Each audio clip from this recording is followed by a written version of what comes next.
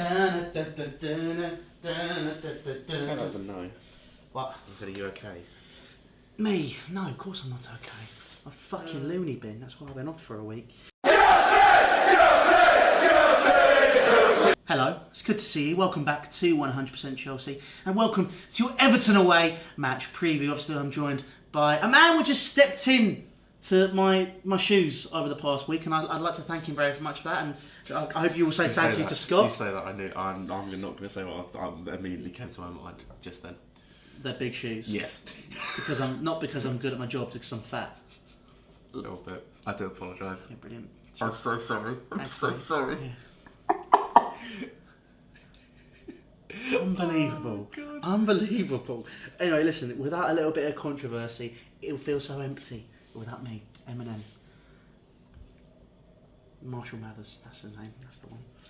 2001, I want to say, or 2002, whatever that was. But anyway, listen, more importantly, it's Everton versus Chelsea. Obviously, this week, a 4:30 kickoff on Sunday, up at Goodison Park.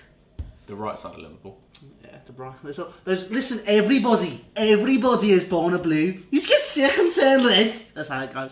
But I mean, obviously, you know the right side of Liverpool, and when everyone says Liverpool FC, they obviously been doing very well in the Champions League. They have. We have Good been. luck to them. Yeah, well, no, not really. No, that was sarcasm. It didn't come across as sarcasm. Oh, you need to reinforce that point because the I hope is... Messi dicks on you. I hope Messi makes Van Dijk look like a B-Tech fucking Sacco. I mean, Sacco's actually a pretty decent defender. I quite like Mamadou Sacco. Yeah, but he plays for Crystal Palace. Yeah.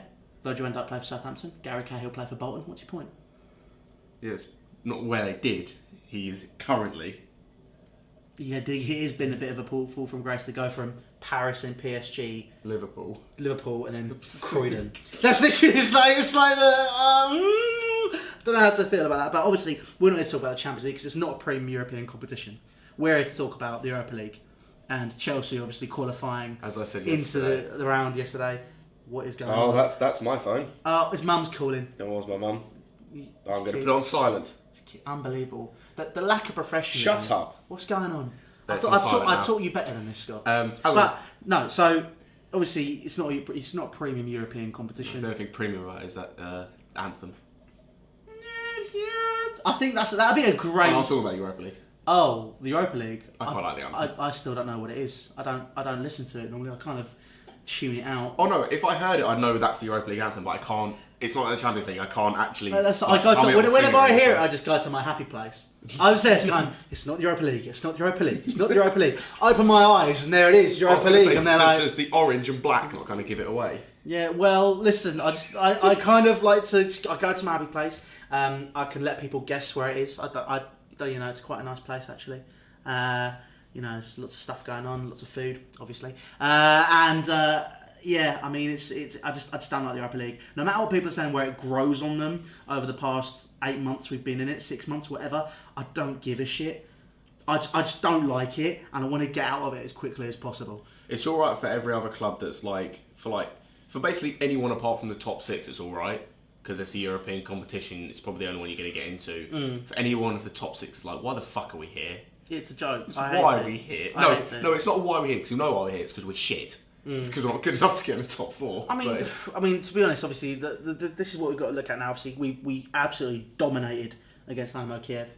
5-0 victory. Question, I posed this on the live stream to the other guys. Yes. Worse than Malmo, yes or no? What do you mean, the game? No, the team. Worse than Malmo, yes or no? 8-0 over 2 legs. Yeah, I mean, yes then. Yes. I said that at 3-0. Let's point that when we were up 3-0. Look, I think at that point, I was with my brother. He's 9. I was watching the game. There's a guy who had it with him, and because obviously I've been off at the minute. I've been trying to I've been keeping on top of stuff, but I've just been trying to keep being in touch with my family a bit more recently. I haven't done it as much as I can do.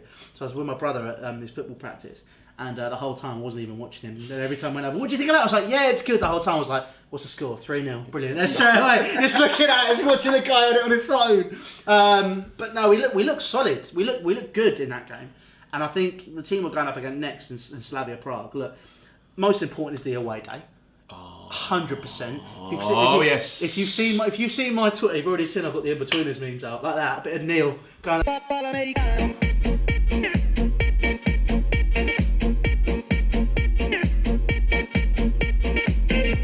That will be me. Mate. I will not be flirting with anyone though, because I am shite at that. Even though I'm, the best looking person on 100% Chelsea. He looks like a crackhead. So I don't really have much competition. Stop it, you. No, it was because we're all pretty fugly. That's why. That's why I wasn't going to argue, man. It wasn't a case of, oh yeah, really pushing. You're definitely up there. It's because we're all bad. It's just you're the best of the bunch. Oh dear. Oh dear. Oh, Scott. You've missed this, ain't you? I have missed it. It's good to be back. No, but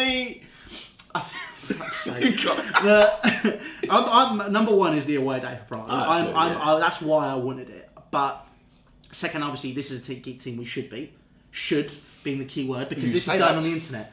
And then they beat Sevilla 6-5. That is why I'm there a bit like. I was going to say, defensively, Christ alive, they're dreadful. But going forward, a scary team, scary prospect. And I've not heard of any one of their players, which is a. Yeah, but you know everyone. That's what shocks me. I was expecting. That's the thing. I was expecting you to turn around and go, "Oh no, this player from Slavia Prague." I've heard of one of their players, but I can't remember who it is. There it is. Oh, that's a good start. I've heard of one of them, but I don't know who it is. Yeah, I can't remember which player it is. But like the Kiev team, I was expecting to know quite a few players, and there were like one, and that was from FIFA.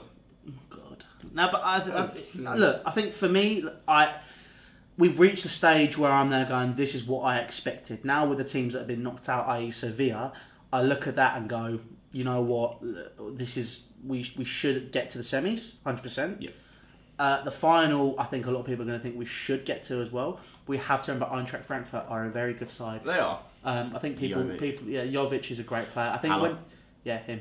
But it's when people are talking. No, I know, because they've scored in 2019. I think they've scored the most goals since the turn of the calendar year. Is that the statistic? They have the best strike partnership this season. So I mean, that alone is a very. I could be wrong. Statistic. At the time of when I found this out, I believe their goal tallies were 19 and 20 between them. I can't remember which had which, but I think that was their goal tallies. No, but it's still a decent goal tally. And I mean, the Bundesliga this year is very competitive. Yes. And I mean, down the bottom of the half, I watched this a couple of days ago. I was quite surprised. Schalke and Stuttgart are fighting it out down, but to basically avoid relegation.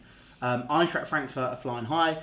Leverkusen as well. It's a very competitive league, despite what people say, and especially this year with Bayern and Dortmund really flying it out for that title. There is definitely a reason for people to be wary of Eintracht Frankfurt, and especially because when you look at that side, people say, yeah, they beat Inter. Inter were just not great on the day. Inter have been shocking this season.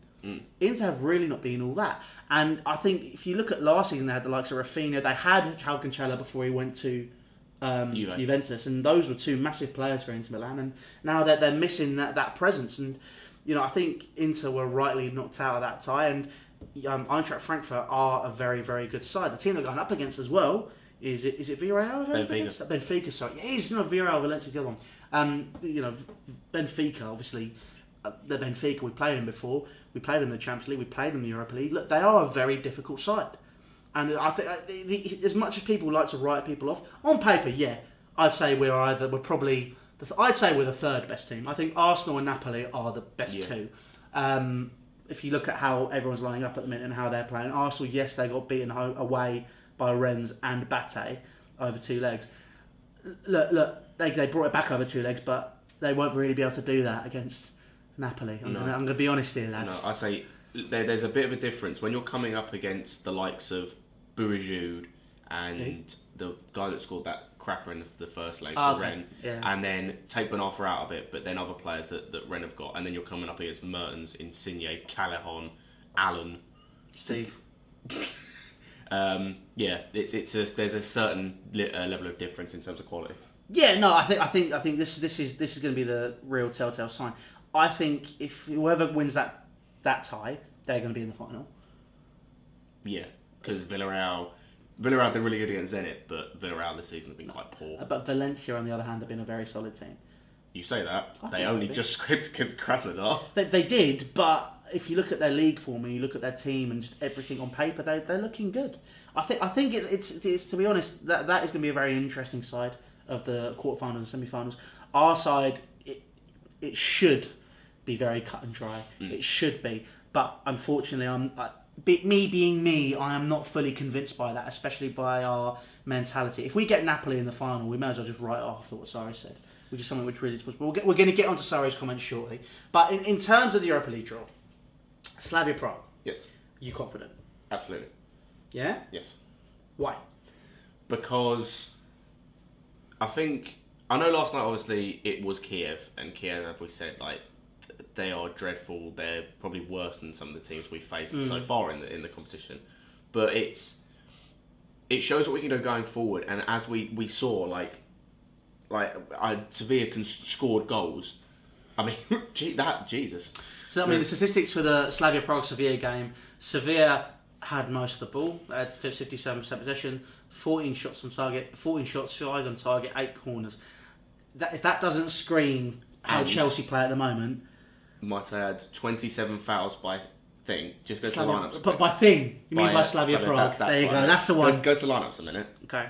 Should have a little look. I mean, Sevilla's lineup was pretty strong. Four red yellow cards.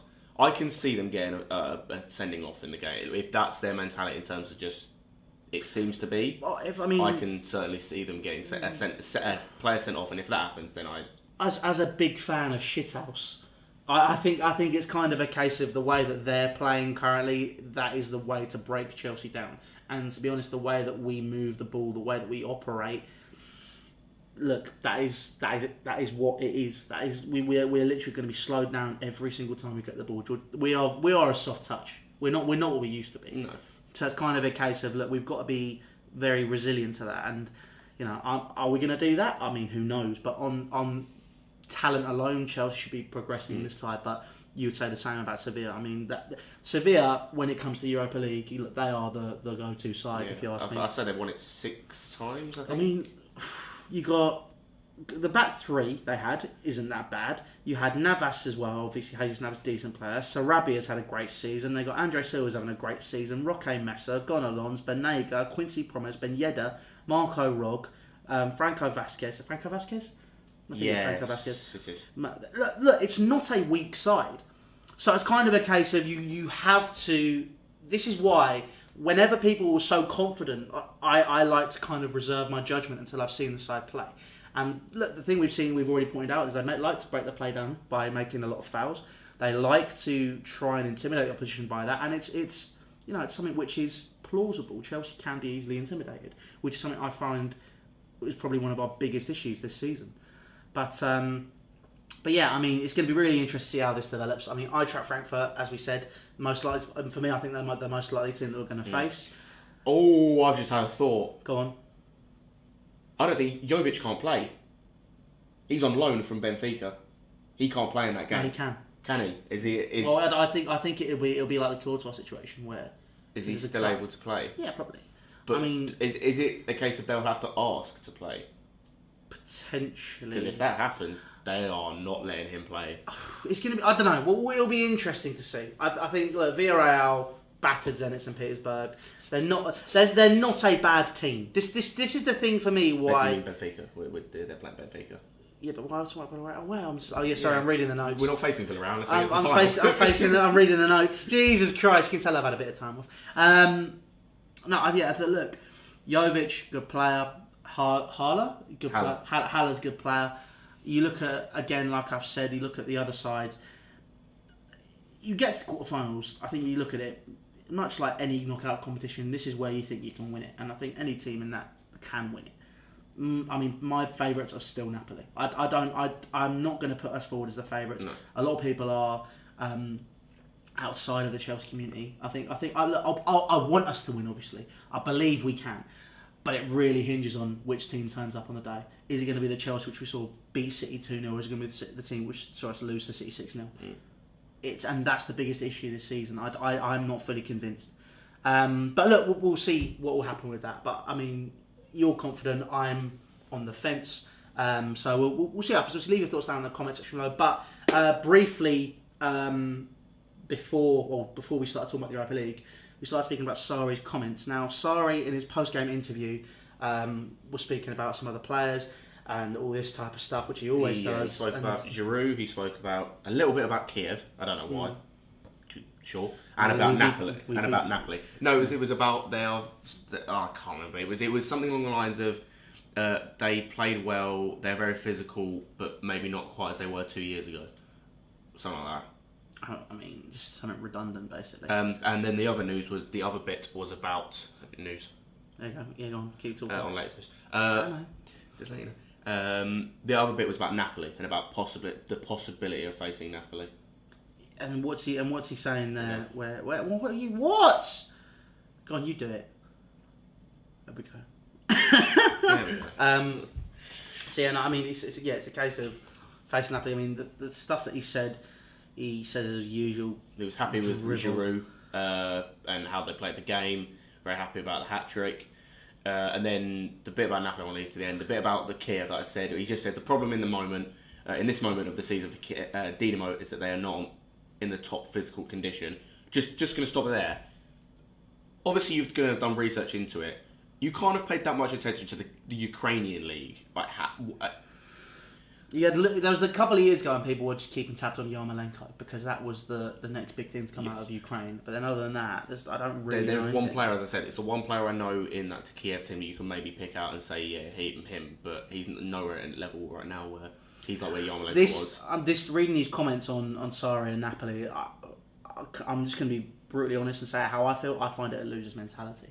That's fair. He sits there and goes, I prefer to find them in the final, obviously, because we were potentially drawing them in the quarters. First of all, because it means that we're in a final and I'm happy. Right, that's great, but you're happy to be in a final. That should be a very short-lived thing to be happy to be in a final. You then have to switch on and go, right, we're in a final here, I want to win it.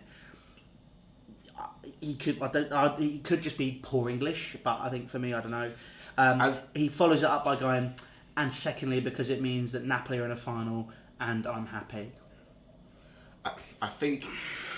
Why? It really bothers me. I don't know. The thing I'm thinking about this, and I could be wrong about this, correct me in the comments if I am, but whenever old managers go back to the clubs they managed, is it just me, or do you not really see... They talk about it a bit, but they don't really go... they're not... They don't go into detail. They go, oh, it's great to be back. Yeah. I'm here to do a job. That is what the mentality is. Yeah. That's what the mentality should be. If there's any talk about being happy or there's any talk about the team, it's after the game.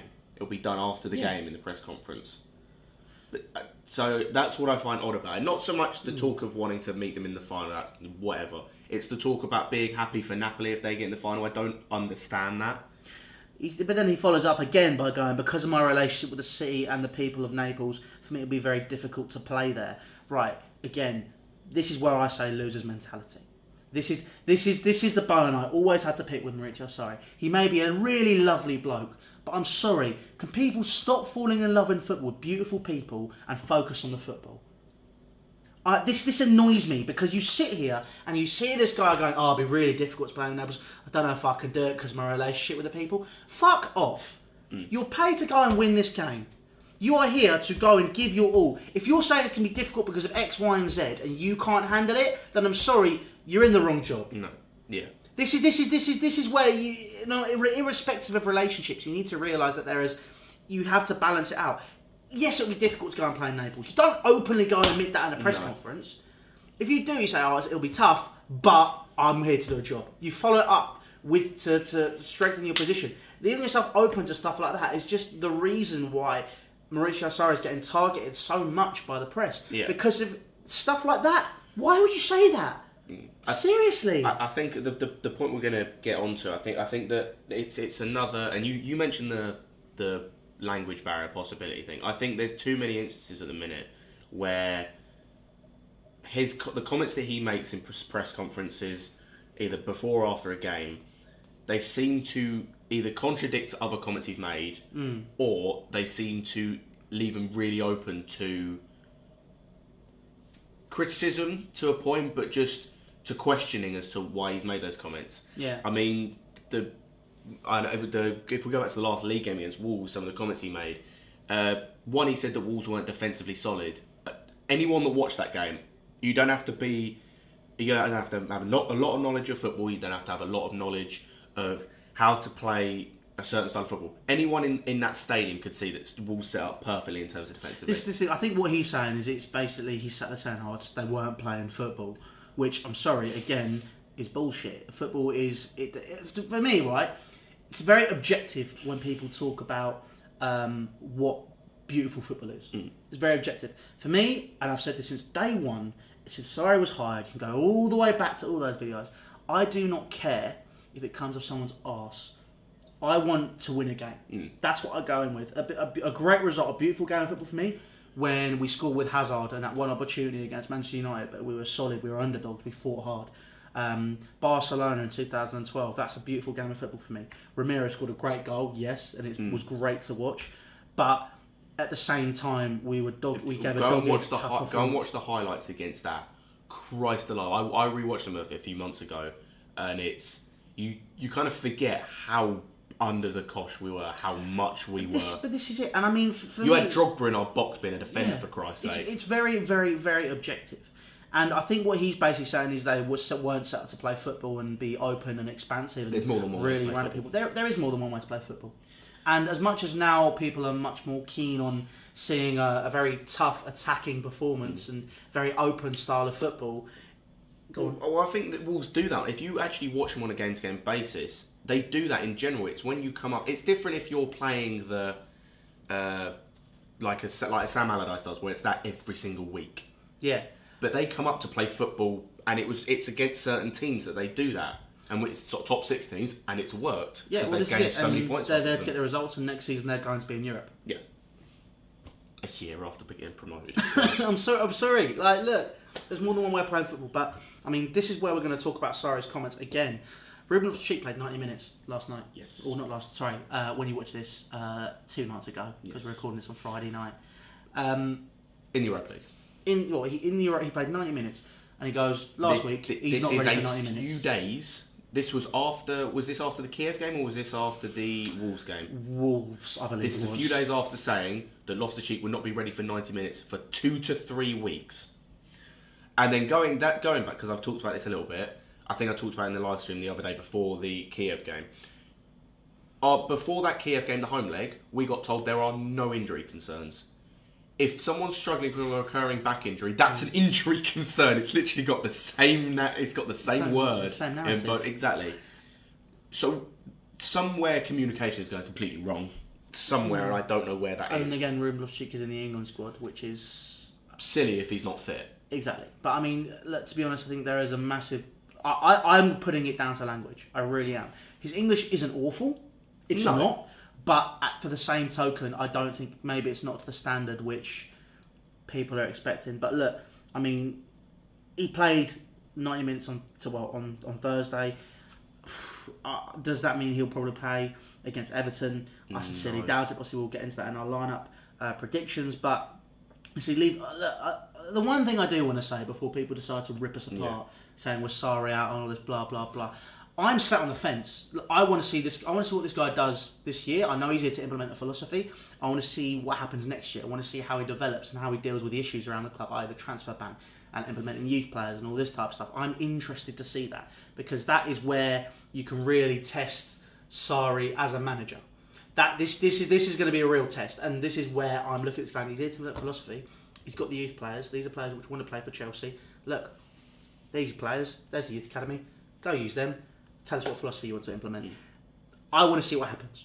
So look, I do think he needs to be a lot more closed off sometimes because he does leave himself open to massive criticism, and I think that this is something that definitely needs to be looked at from a PR perspective and from a marketing perspective by the press officers at Chelsea because this is an issue.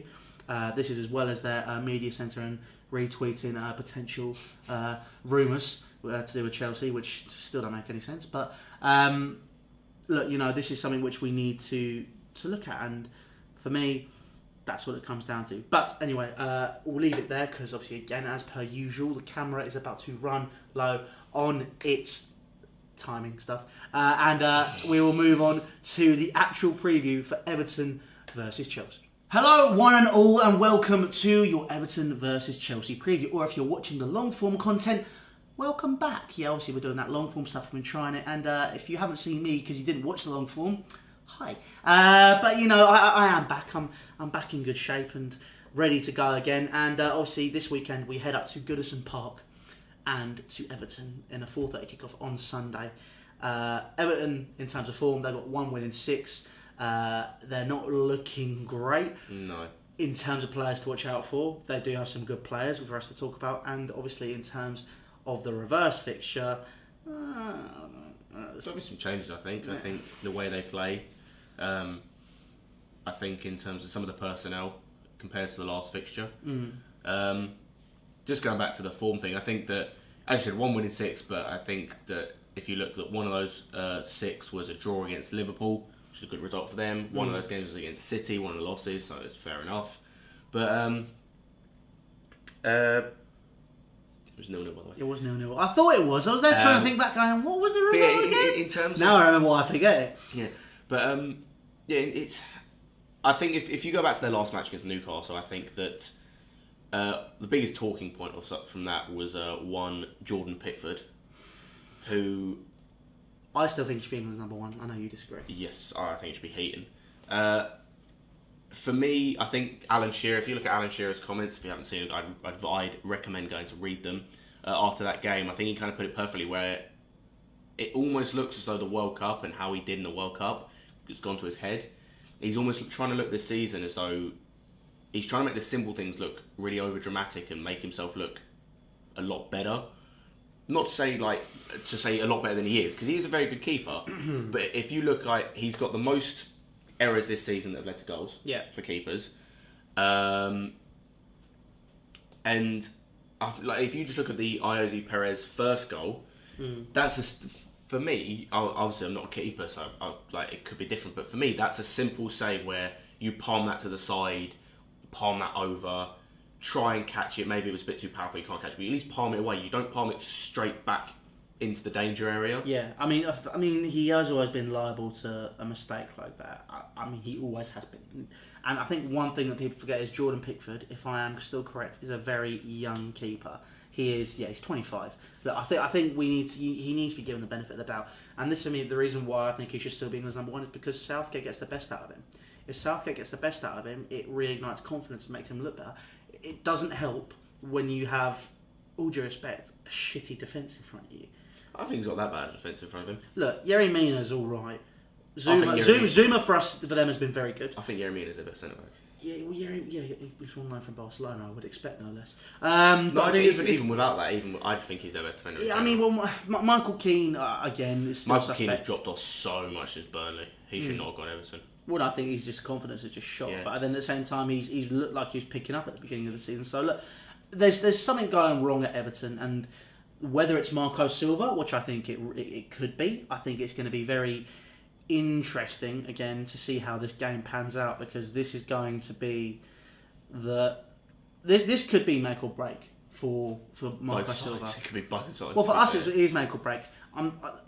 We have to win every single game for the rest of the season to really think we can get top 4. We can't rely on other teams to drop points. No. Everton right now are on their knees. They have not won at home. If I go back, if we go March results, 0-0 at Liverpool. They lost 3-1 to Wolves. They lost 2-0 to Manchester City. That was February. They didn't win at home in February. Lost against Bournemouth on the 13th of January. That was the last time they went at home. This is where we need to be turning around and going, right, let's go and batter this side. Let's really go for it. They've got some good players. Andre Gomez, for example, great central midfielder. He said he's had a good season with Everton. There's no doubt about that. The midfield battle will be very important. But the chance for Zuma's going to be out because obviously he's on loan. Yes, I believe Mina's out for injury, so they'll have to play Jagielka as centre back.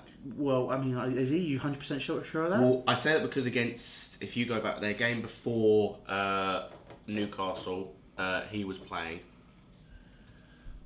Let's have a look. I think that injury news. That's 10th of February. It's no good to me. Hang on, 5 days ago. Seamus Coleman. Okay, so in terms of, oh wow. Okay, well this is from the Liverpool Echo, so whether I trust it or not is, we'll see. I don't want us to do a Google survey. Just give me the news. There we go. Right. Seamus Coleman was a late withdrawal, so illness, so he could be back. Expected to return March. Yeah, he's back. Leighton Baines is immaterial. He won't play anyway. Missed him with an unspecified knock. Expected to be back March 2019. No, he was on the bench. Well, if he was on the bench, that means he'll probably was be playing. If we go back to it now, Everton's got No, wrong game. I was thinking of the Chelsea game. He came off the bench. I was completely wrong. Well, I mean, he was. So who was? He was not. Oh, Mina was on the bench. Or Mina will be playing. So Mina will be playing, which means That's Jagielka will be on the bench. So the chances, if you look at Everton's last side, John Joe Kenny started at right back. So chances Hazard's going to have a field day. Pickford, John Joe Kenny, Keane, Mina, Digne, Andre Gomez. Idrissa Gueye. He's the one out of the two I worry more because his pressing against Jorginho will be key. Exactly. And this is where I look at this and go, right, the midfield battle is important. Idrissa Gueye is a massively and criminally underrated central midfielder. He was wanted by PSG, for goodness sake. He was wanted by PSG over Paredes, who we wanted. Enough said. The player which I'm also worried about, even though he's not had the best of seasons for a while, Richarlison. I think Richarlison is a very physical presence, a very good player, someone who causes a lot of issues. Gylfi Sigurdsson, if he turns up again, superb player. Bernard, he's the one I'm most worried about. He's had a decent season. I'm not really that worried about Bernard. I'm worried about Bernard because him versus Azpilicueta is just going to be key. Yeah, and we've seen like Bernard in other games. I believe it was the most recent one I can think about was I think the first half against Liverpool. From what I watched, from what I heard about from pundits and whatnot, like that watched the game, he did well. And so yeah, he's one I worry about just in terms of going against Azpilicueta. I mean, look, Calvert-Lewin I don't worry about him. Both teams are. We're coming off a very good result, which is why I'm very confident about what we're capable of doing. Everton are currently sitting 11th in the table, 37 points, nowhere near Europe. Look, he's going to lose his job if he gets battered. I don't think he'll lose his job tomorrow. I think, for me, in terms of those teams, trying to judge it against losing against big teams, unless it's an absolute battering, I'm talking like what City did to us, they're immaterial for me in terms of if I was an owner looking at like Everton. If I hadn't won at home since mid-January and I lost again, basically Chelsea, 2 months later, now irrespective of whether it's Chelsea or not, I'd look at the results and go, Marco Silva is not getting them. Is there anyone better out there to fit the role at Everton? Yes, no, it really depends how you look at it. I think there are managers out there that would bite your hand off the Everton job. They've got an owner which has a lot of money to invest. They have a good squad. There's no point in saying they do not have a good squad because that squad is very strong. Yes. You look at that 11 on paper, if you took form out of it, if you just look for the players for their face value, you look at Pickford, amazing in the World Cup. Yerry Mina from Barcelona, good defender. Kurt Zuma, Digne, Seamus Coleman. If you look in the back four, that's a very strong back four. Going into midfield, Andre Gomez, you've got the likes of Tom Davies on the bench as well, Scousland. Yeah. You've got some great little players in that Everton squad. And I think if you looked at it, if I was the owner of Everton, I'd seriously be looking at it. Especially because of the way that Everton is run in terms of that community vibe, where Marco Silva is dividing a lot of opinion at the minute. He's not really favoured among some fans. I don't think many people like him anymore. Look, I think that Marco Silva, his job is on the line, and it has been for a few months now. He's been fortunate where he's had a couple of results which have gone okay, but he needs to pick up results now, irrespective of whether it be Chelsea or not. Look, Everton are not that far away from Chelsea. Everton are a bogey team for Chelsea. They like to play against Chelsea. We have to go and get a result, and if we did get a result, Marco Silva for me, if I was the owner of Everton, I'd sack him. When I say we have to get a result, I mean Chelsea, not Everton. But I think it's kind of a case of, look, we can go to that team, we can get a result. The way they're playing, I can see Higuain scoring because he likes to score against teams which have a bit down and out. If Mina plays, I see another situation like Bolly, Wolves. We'll just put crosses in and he's not going to win anything. What are your thoughts on Higuain? I understand he hasn't had the best of seasons so far in terms of he's only scored against Fulham and Huddersfield. But I also think if you look, what I want to do is look, because the problem I have in terms of listening to other people is some of the people I've talked to in terms of saying why he's not had a good season or why he's not playing his best and why they'd want, for example, say Abraham instead of him is... You fired a little shot there, mate. No, I wasn't actually. I genuinely wasn't. Is one of the things I'll bring up is his movement. If we're bringing that stuff into the thing, then look at Higuain's movement in terms of what we're used to.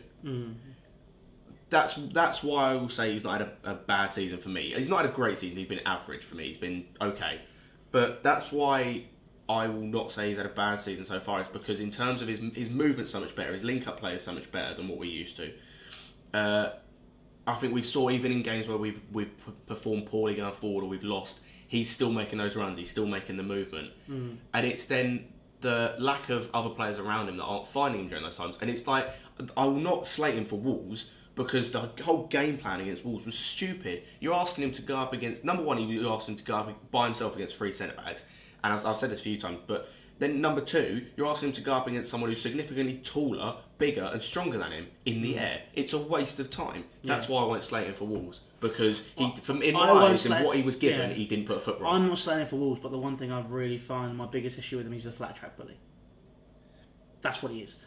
Anyone else who from what we've seen in the Premier League, look, there's no doubt he was a great centre forward for Napoli, a great centre forward for Juventus, a great centre forward for Real Madrid. The numbers don't lie. However, when you hit 31 and you have a body shape like his, let's be brutally honest, he's going to end up looking like me. It's true. Like Ronaldo. Yeah, I can. Look, Higuain enjoys himself. There's nothing wrong with that. No. He keeps himself in trim, but he's hit the point now where his body's got slower than his mind, and he already wasn't the quickest. So he scores opportunities when it comes to snapshots. And we saw against Huddersfield, we saw against Fulham. He's good at those. But the thing is, he needs time and he needs space to make those snapshots work. He is not someone who's going to be absolutely amazing. Look, I could be wrong. He could go and score a ton of goals for us now. We could go on a massive run. Fantastic. I'm not going to slate that. I'm going to be sitting there going, absolutely brilliant. We move on. Lovely stuff. But realistically, I'm just not fully convinced by him. And I mean, Tammy Abraham, I think if you're going to argue that case, I think from what you read about him, Nini's spoken to me about it, John Terry would sit there, and I think I've said it before, where he'd sit there with Ivanovic or Cahill. Tammy Abraham ran at him in training. He'd like, "We've got a game here, lads." Like, he likes to move. He likes to cause issues. He's very physical. He loves the club. Look, I can see why people would consider giving him an opportunity. I would not buy Higuain with a transfer ban. He wants massive wages. I wouldn't He's buy 31, him. 30, he's going to be 31, 33 by the time we get rid of him. If we can shift him, because we probably won't let him go on a free for 2.5 years. No point. That doesn't strike me as Chelsea policy, and I'm not convinced by him. I think we'd have to really consider it. But look, for me, we just have to really, really consider our options. And I think Higuain is the option we have currently. It is as simple as that. But anyway, listen, we're going to move on now to what is next on the agenda, because I had the notes up here. We're going to move to lineup predictions, which is Higuain kind of brings us swiftly into that. And I think if we go backwards this time, I'm feeling a bit of... What, from forwards to... Well, yeah, because we've already spoken about Higuain. Yeah, that's fair. So it's going to be 4-3-3. Obviously. So Higuain's up top. It's never going to be anything different. Also, that's something I want to touch on quickly. We spoke about Sarri's comments. We tried something new, 4-2-3-1. It's nice to see. To say Jorginho can't play in that system when he played there a year and a half before you came to Napoli is nonsensical. Just going to put that out there. Do you think he's going to watch this? Sorry. I don't give a fuck. I'm just going to put that out there for people who want to defend him. I'm not saying I hate the guy and I want him out, or I do want him out, but I'm level-minded to know. Want him out's a strong word. You're not a fan, I think, is the way. I like the guy. The way you talk about it, I think you're just not a fan of Sarri. No, fair enough. I like the guy and I like his style of play, but I think that you've got to have the right players, and I think that also you've got to... It's not his style of play, it's his in-game management that annoys me the most.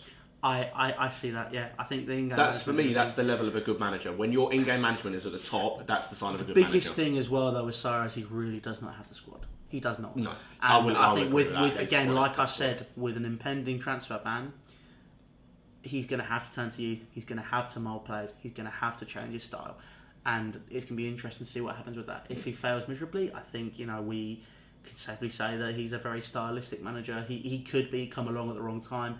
If we didn't get a transfer ban, there's always going to be a what if. Yeah. But look, we have what we have. This is a situation when we need to improve, and Chelsea can't be cut adrift from the top 6 to top 5, which is a real possibility. It's even worse than that. We could be a mid-table team by the end of next season. I don't know about that, mate. I think you're pushing it out. No, am I?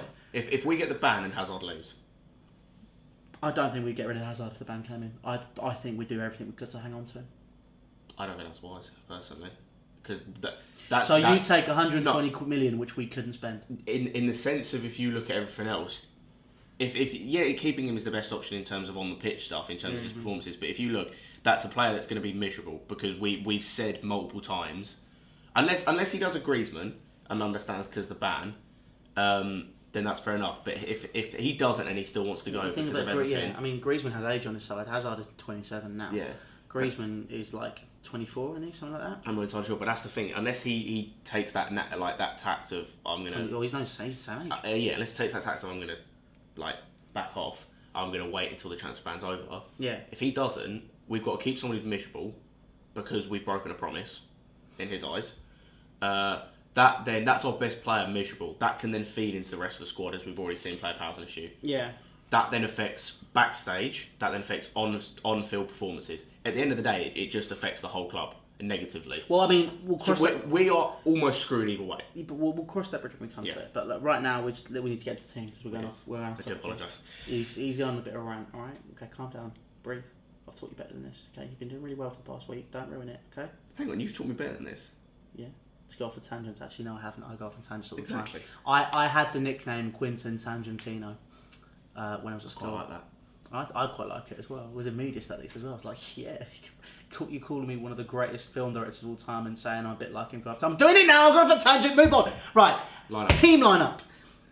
Higuain up top. Yeah. Hazard on the left. Right hand side. Pedro. Or I'd love to see Hudson-Odoi. It's not Hudson-Odoi. Move on. Okay, it'll be Pedro. Midfield 3. Barkley. Oh, that's going to be an interesting one going back to Everton. Ooh. He might not even play, you know. He might not play. Yes, he will. He might not. Yes, he will. He might not. Yes, he will. No, because of stuff that's happened in Liverpool, I don't think he will. It's sorry. Loftus-Cheek and Kovacic both played 90 minutes. I'm sure he... Sorry will frigging tape him to the bus seat if he has to take him.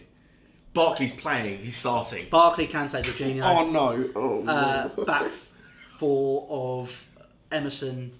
Dave, who I don't understand why he brought him on at 3 or 4. I do, because I think Zapkos was injured. I think that's why. Okay, well, we'll see if Zapkos was injured, because obviously we're doing this without the news conference, which we will be covering and talking about tomorrow. We'll record it on that, and also any other stuff and any other business happening in the world of football. Yes. But you got that. Dave, Emerson, Rudiger, Louise, Kepa. Sound. I think that was score predictions. There's nothing to talk about because the squad is brilliant. Yeah. I really would love to be sort of in Everton's position where you could have a bit of change and a bit of, they might play. How many might you set that up? It's literally just, that's how it's going to set up. It's just, oh no. Alright, mate. No. I like having a bit of unpredictability in my team. But in the good sense, not in the, are we going to completely collapse sense. Oh, who knows? But look, for me, let's just crack on with this bad boy. All right, give me a score prediction and we'll round off. 2-1. Yeah, I'm going to agree with that. I think it will cut it fine. It didn't really work. We're going to cut it fine. We're going to literally sit there and go, right, we're going to win this game. We're going to be quite comfortable, and then we're going to do a Chelsea. We're going to cut this a bit fine. I see it being another Wolves, but slightly less fine, where Richarlison scores, and then it's like we get 2 back because Everton can't defend for toffee. Huh? I didn't even mean to make that pun. That is absolutely... I didn't even mean to make that pun. That is actually awful. I'm very disappointed in you. Christ. Well, yeah, 2-1. I'm going to go with that. Listen, we'll move on. Leave your score predictions down in the comment section below. Anything you thought about in this video, obviously in terms of the lineup, if you're watching this video independently, in terms of the full-length content, all the other stuff we spoke about, i.e. the Europa League, Mauricio Sarri's comments, our match preview, your thoughts on Slavia Prague in the Europa League, and obviously all the other business that we have discussed, and all the other tangents and all the lovely stuff, which I know you guys enjoy this long form content. I am back now. I am going to be looking after Scott and Lewis and everybody. Daddy's home. But I'm sorry, that was a bit weird. Look, I'm back. We're here to enjoy ourselves. We're going to be there at Everton. I hope we see some of you guys up there as well. But other than that, guys, make sure to subscribe to 100% Chelsea. All social medias are down in the description for Facebook, Snapchat, Twitter, and Instagram, as well as mine and Scott and everyone else's personal socials. But that, guys, take care, and we'll see you very, very soon.